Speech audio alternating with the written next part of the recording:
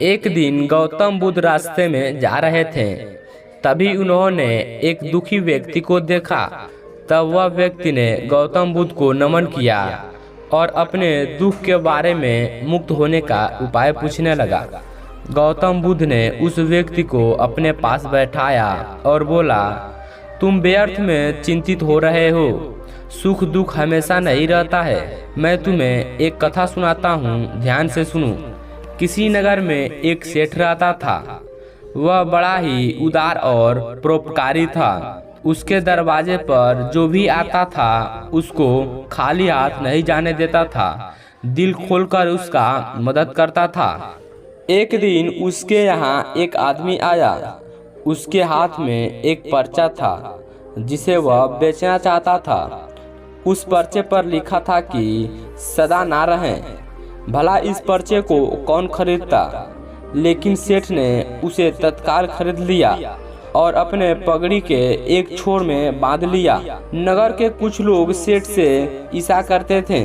उन लोगों ने एक दिन सेठ का राजा से शिकायत कर दी है, जिसे राजा ने सेठ को पकड़वा कर जेल में डलवा दिया। जेल में काफी दिन निकल गए। सेठ बहुत दुखी था। क्या करे, उसको कुछ समझ में नहीं आ रहा था। एक दिन अचानक सेठ का हाथ पगड़ी के गांठ पर पड़ गया। उसने गांठ को खोलकर पर्चा निकाला और उसे पढ़ा। पढ़ते ही उसकी आंखें खुल गई। उसने मन ही मन में कहा, अरे तो दुख की बात क्या है। जब सुख के दिन सदा ना रहे तो दुख के दिन भी सदा ना रहे। यह विचार आते ही वह जोर से हंसा और बहुत देर तक हंसता रहा। जब चौकीदार उसकी हंसी को सुनी तो उसे लगा कि सेठ दुख के मारे पागल हो गया है। उसने राजा को खबर दी। राजा आया और सेठ से पूछा, क्या बात है, क्यों इतना हंस रहे हो। सेठ ने राजा को सारी बात बता दी।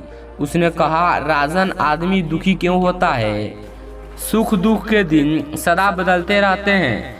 सुख और दुख तो जीवन के दो पहलू है। यदि आज सुख है तो कल हो ना हो दुख का मुंह देखना पड़े। यह सुनकर राजा को बोध हो गया। उसने सेठ को जेल से निकलवा कर उसके घर पहुंचवा दिया। सेठ आनंद से रहने लगा, क्योंकि उसको ज्ञात हो गया था कि सुख के साथ साथ दुख के दिन भी सदा नहीं रहते।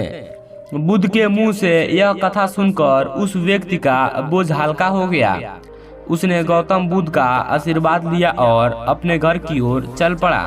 तो दोस्तों, आप इस कहानी से क्या सीखें, आप नीचे कमेंट करके बताइएगा। और दोस्तों, अभी तक आप मेरे चैनल को सब्सक्राइब नहीं किए तो चैनल को सब्सक्राइब कर दीजिएगा और वीडियो को लाइक शेयर कर दीजिएगा। फिर दोस्तों, हम अगले वीडियो मिलते हैं। तब तक के लिए जय हिंद, जय भारत।